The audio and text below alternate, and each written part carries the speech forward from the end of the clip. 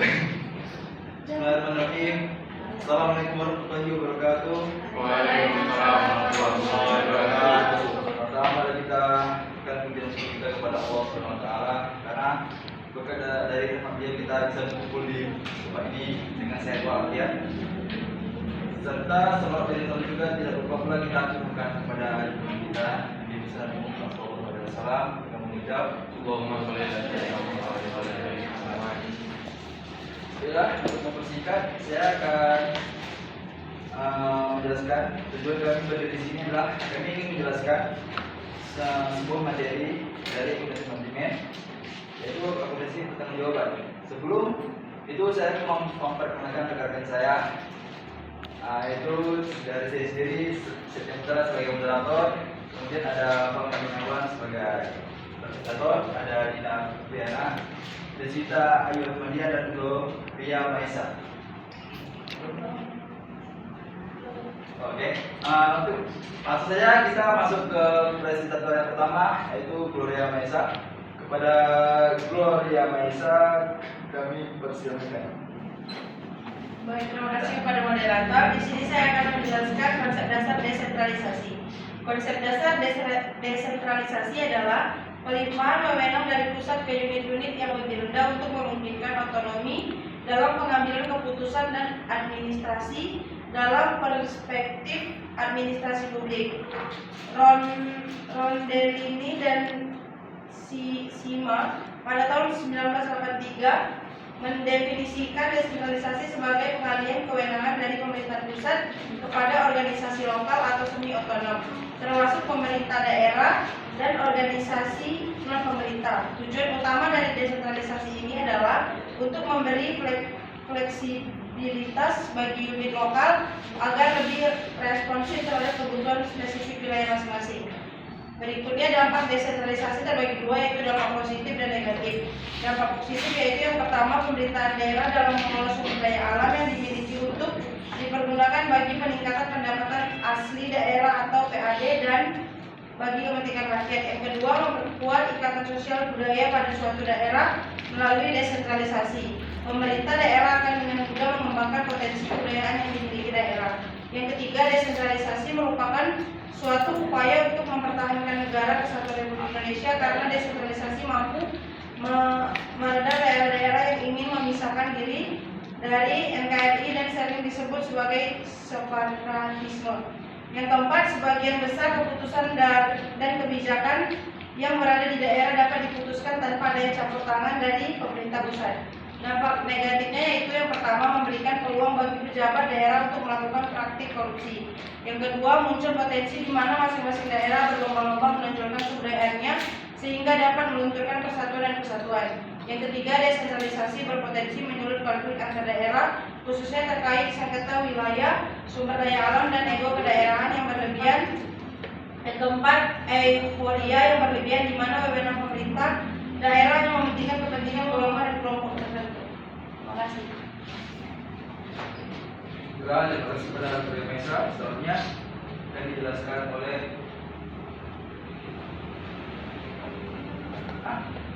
saya sendiri. Di sini saya akan menjelaskan definisi dan tujuan akuntansi pertanggungjawaban. Akuntansi pertanggungjawaban adalah satu konsep akuntansi manajemen dan sistem akuntansi terkait dengan pusat-pusat pertanggungjawaban dalam entitas. Sistem mengukur kinerja setiap pertanggungjawaban.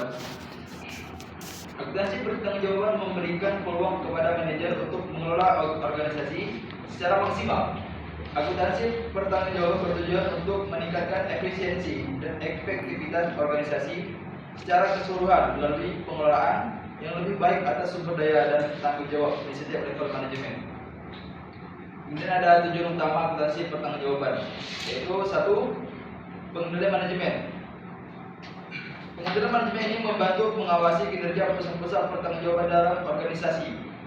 Kedua, ada evaluasi kinerja, menyediakan dasar untuk menilai kinerja manajer dan unit organisasi berdasarkan tanggung jawab yang ditetapkan. Tiga, motivasi, mendorong pencapaian tujuan dengan memberikan insentif berdasarkan kinerja. 4. Pengembalian keputusan, menyediakan informasi relevan untuk mengambil keputusan di berbagai tingkat manajemen. Kemudian yang kelima, alokasi sumber daya. Yaitu membantu mengalokasikan sumber daya secara efisien dengan mengidentifikasi area yang membutuhkan perhatian. Kemudian ada pusat pertanggungjawaban. Pusat pertanggungjawaban didefinisikan suatu unit organisasi atau unit yang dipimpin oleh seorang manajer, responsibility manager, yang kinerjanya diukur dengan wewenang dan tanggung jawabnya. Pusat pertanggungjawaban terbagi menjadi 4, yaitu 1. Pusat biaya atau cost center, 2. Pusat penghasilan revenue center, 3. Pusat laba profit center, dan 4. Pusat investasi investment center. Kemudian materi selanjutnya akan dijelaskan oleh Deswita. Pada Deswita dipersilakan. Saya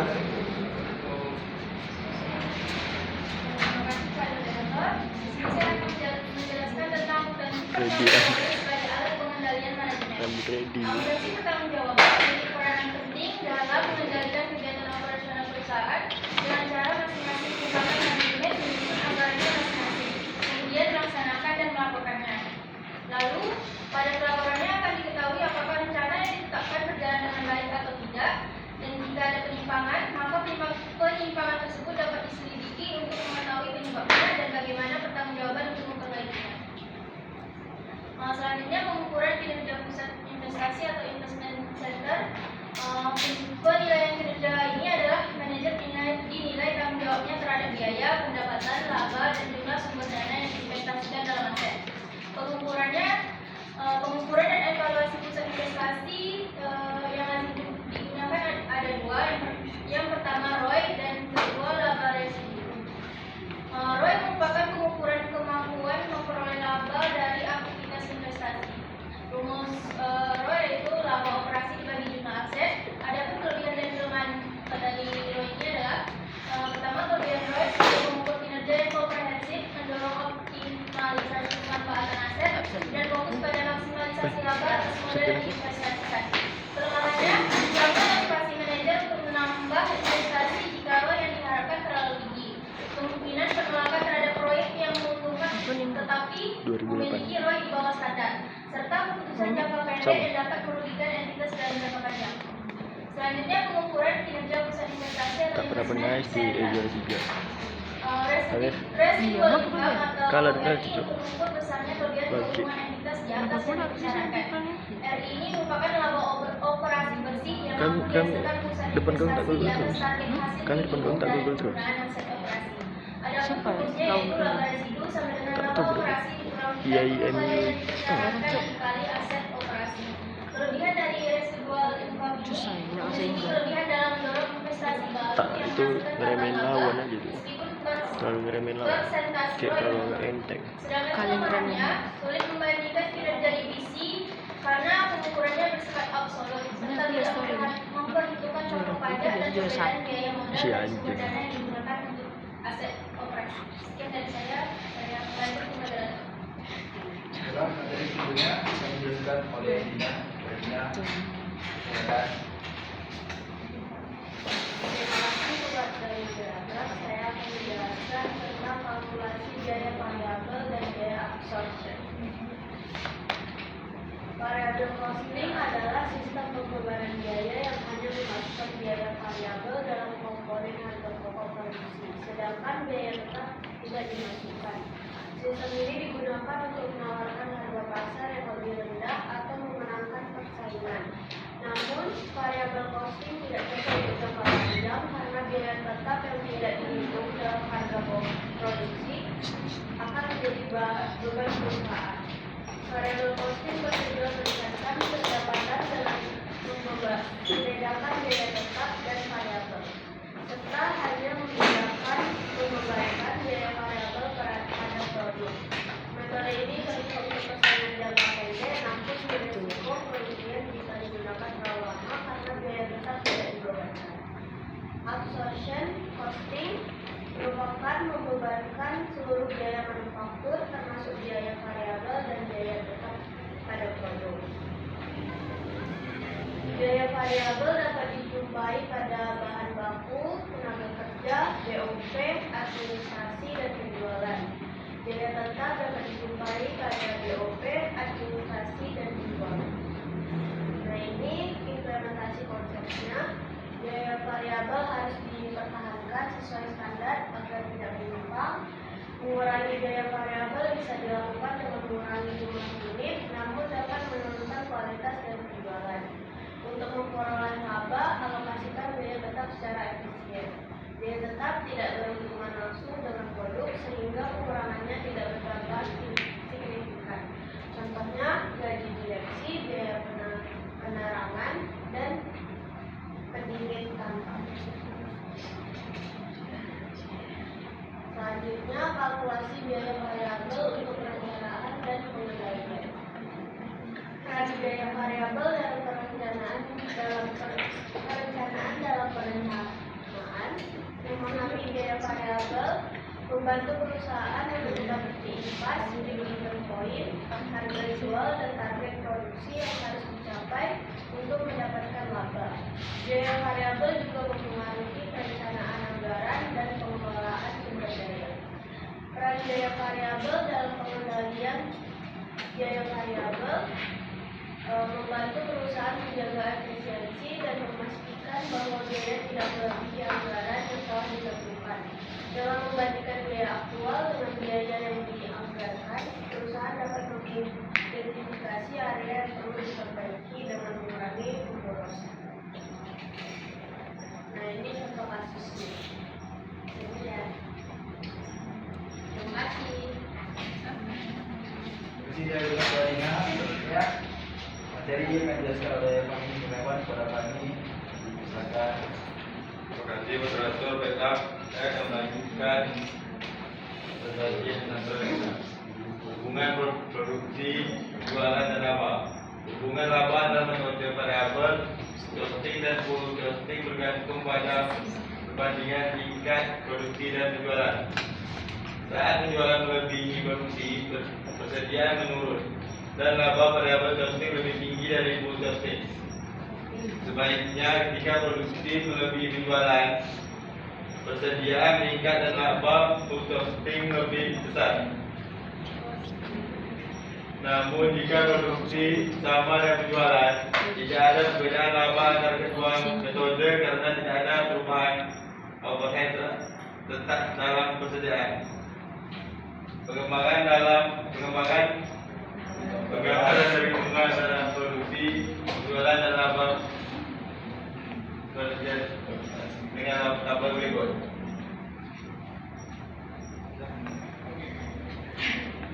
Laporan segmen.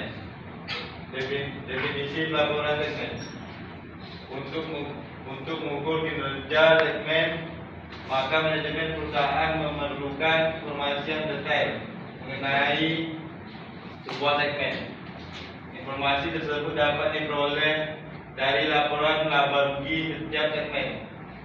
Laporan segmen adalah laporan yang menyajikan informasi tentang laba rugi untuk setiap segmen. Dengan adanya laporan segmen, maka akan diketahui bagaimana kinerja dari setiap segmen. Laporan segmen berdasarkan perhitungan full costing dan variable costing. Laporan segmen berdasarkan perhitungan absorption costing.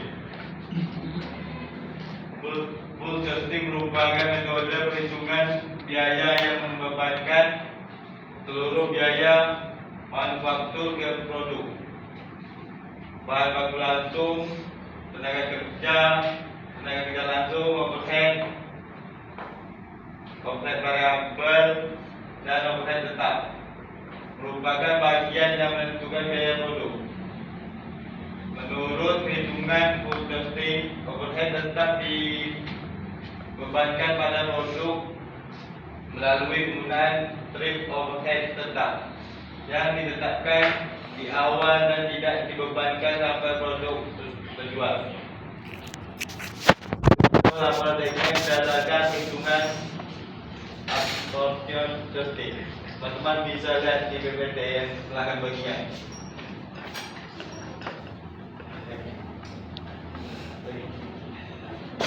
Sekian dari saya, terima kasih. Oke, berat, terima kasih pada Pak Kurniawan. Selanjutnya akan dijelaskan oleh Gloria Aisyah kepada Guru kami silakan. Baik, saya akan melanjutkan materi dari kami. Yang kedua yaitu laporan segmen berdasarkan penghitungan variabel costing. Variabel costing merupakan salah satu metode perhitungan biaya yang hanya membebankan biaya manufaktur variabel ke produk. Biaya-biaya ini meliputi bahan baku langsung, tenaga kerja langsung, dan overhead variabel. Overhead tetap diperlakukan sebagai beban periode dan tidak termasuk dalam penentuan biaya produk. Menurut Hansen dan Mowen 2017, terdapat dua kategori pada pembagian biaya tetap, yaitu yang pertama, biaya tetap langsung. Biaya tetap langsung adalah biaya tetap yang secara langsung dapat ditelusuri ke suatu segmen. Biaya ini terkadang disebut sebagai beban tetap yang dapat dihindari atau beban tetap yang dapat ditelusuri, karena biaya ini akan hilang jika segmen ditutup atau dihapus. Yang kedua, biaya tetap bersama. Biaya tetap umum ini dikonsumsi dua atau lebih segmen secara bersamaan. Biaya-biaya ini akan muncul meskipun ketika salah satu segmen dihapus. Berikut contoh laporan laba rugi dengan metode variabel costing. Ya, terima kasih.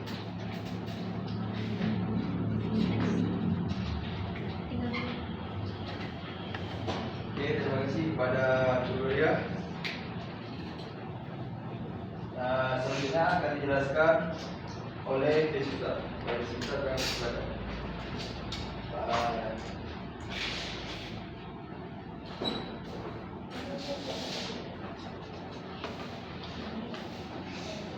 Baiklah, saya akan melanjutkan materi dari Gloria tentang pelaporan segmen. Yang pertama, margin kontribusi. Menurut Garrison 2020, margin kontribusi merupakan selisih antara profit dan biaya variabel yang berperan penting dalam penyusunan laporan laba rugi segmen. Konsep ini bermanfaat untuk menjaga kapasitas segmen dan fixed cost yang konstan, serta mendukung pengambilan keputusan terkait penggunaan kapasitas perusahaan secara temporer dan perubahan volume penjualan jangka pendek, khususnya dalam penetapan harga pesanan khusus. Adapun persamaan margin kontribusi, yaitu margin kontribusi sama dengan penjualan dikurang biaya variabel.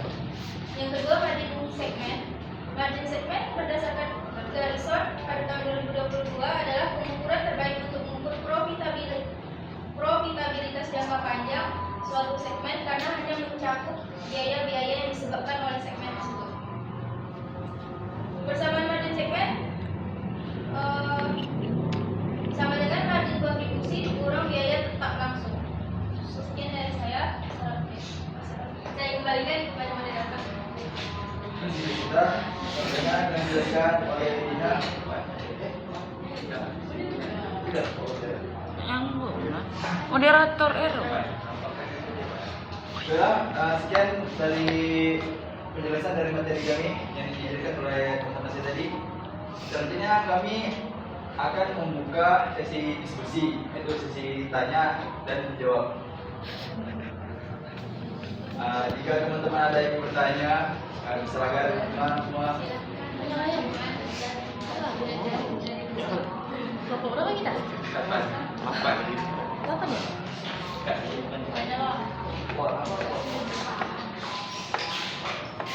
Pagi hari dari kelompok 3, saya ingin bertanya mengenai variabel costing dan absorption costing. Perbedaan utamanya itu apa? Terima kasih. Terima kasih ya.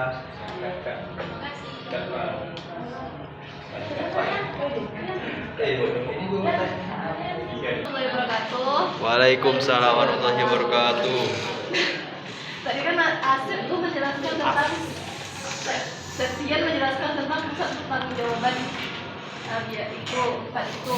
Coba jelasin lebih rinci lagi tentang pusat biaya, pusat penghasilan, pusat laba sama pusat investasi. Baik, terima kasih Dika.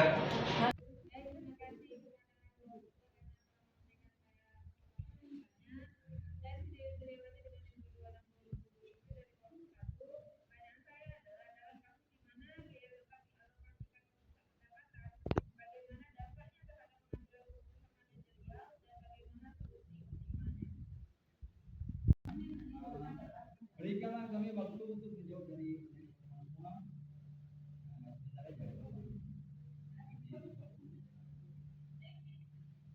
Oke, teman-teman dari waktu yang diberikan untuk pertanyaan dari kalian. Pertama, pertanyaan dari Octavian ini akan dijawab oleh rekan saya, Kami Muhammad. Saudara kami dan saudara. Terima kasih Dr. Beta. Saya pertanyaan dari Octavia. Jelaskan perbedaan sama dari variabel costing atau costing. Variabel costing hanya membantu variabel costing hanya menyebabkan jaya variabel mengubahkan gaya variabel. Gaya bahan baku langsung, gaya kerja langsung dan proses variabel. Gaya otentik tetap dianggap sebagai gaya periode dalam langsung dibebankan pada periode saat terjadi. Absorption costing satu membebankan semua biaya manufaktur baik variabel maupun tetap ke produk. Dua, biaya overhead tetap dibebankan ke produk dan diakui sebagai bagian dari harga pokok penjualan saat produk tersebut dijual.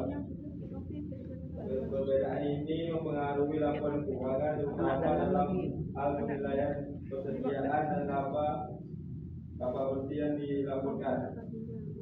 Pada variabel costing, laba operasi bisa lebih rendah karena biaya overhead tetap langsung dibebankan. Sedangkan pada absorption costing, biaya ini dilakukan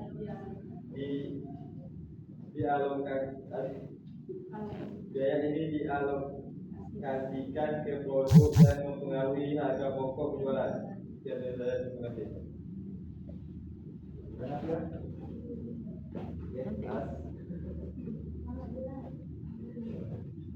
Selanjutnya pertanyaan dari Dewi akan dijawab oleh Gloria Vanessa. Pada Glo, silakan. Saya akan menjawab pertanyaan Dewi, yaitu dalam kasus di mana biaya tetap dialokasikan ke pusat pendapatan, bagaimana dampaknya terhadap pengambilan keputusan manajerial dan bagaimana solusi optimalnya. Mengalokasikan biaya tetap ke pusat pendapatan bisa mendistorsi profitabilitas dan mempengaruhi keputusan, terutama jika pusat tampak kurang menguntungkan. Solusi optimalnya adalah yang pertama, gunakan contribution margin. Fokus pada selisih pendapatan dan biaya variabel untuk menghindari distorsi biaya tetap. Yang kedua, kelola biaya tetap secara sentral. Biaya tetap dikelola di tingkat pusat, bukan dialokasikan langsung. Yang ketiga, activity based costing atau ABC, alokasikan biaya tetap berdasarkan aktivitas agar lebih akurat.